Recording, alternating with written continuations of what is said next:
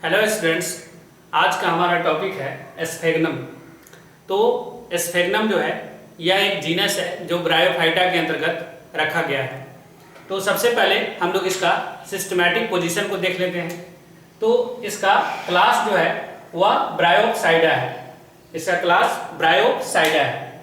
तो ये जो क्लास है, इस क्लास के अंदर बहुत ही अधिक संख्या में मॉसेज को रखा गया है।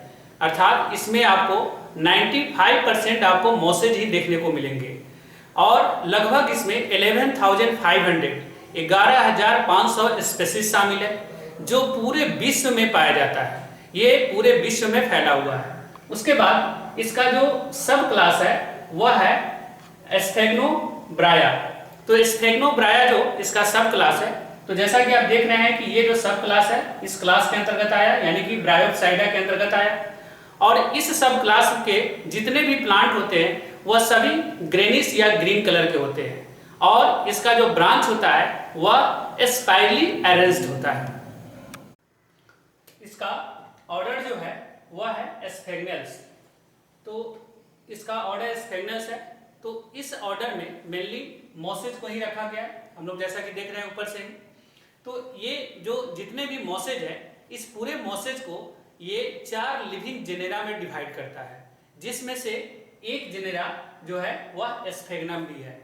और इसका जो फैमिली है वह है स्फेग्नेसी। तो इसका फैमिली हो गया स्फेग्नेसी। तो इस फैमिली में सिर्फ एक ही लिविंग जीनस आता है और वह लिविंग जीनस कौन है? स्फेग्नम। तो इसका जो जीनस है वह है स्फेग्नम। तो स्फेग्नम जो जीनस है इसको हम लोग और दूसरे नामों से भी जानते हैं। इसको हम लोग बॉग मॉस और पिट मॉस के नाम से भी जाना जाता है। तो ये जो जीनस है, इस जीनस में लगभग 340 स्पेसीज आते हैं। ये जो स्पेसीज 340 स्पेसीज है वह पूरे विश्व में आपको देखने को मिलेगा, लेकिन भारत में इसकी 20 जातियां पाई जाती है।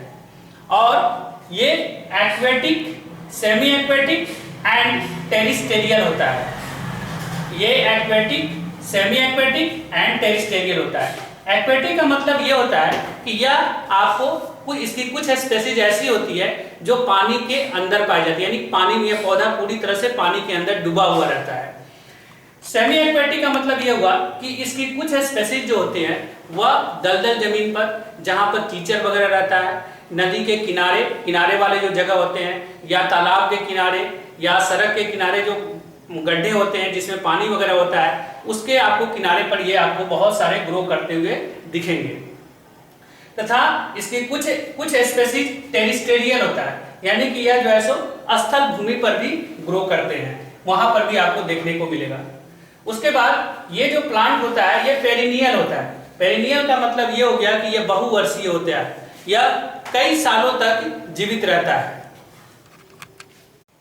अब इस पौधे के ऊपरी भाग में जो गैमेटोफोर होता है, उस गैमेटोफोर में कंटिन्यू ग्रो करते रहता है, वह कंटिन्यू ग्रो करते रहता है। जबकि पौधे का जो निचला भाग होता है वह जो है सो प्रोग्रेसिवली जो है डेड करते रहता है। जो पुराना भाग है वह डेड होते रहता है, मरते रहता है।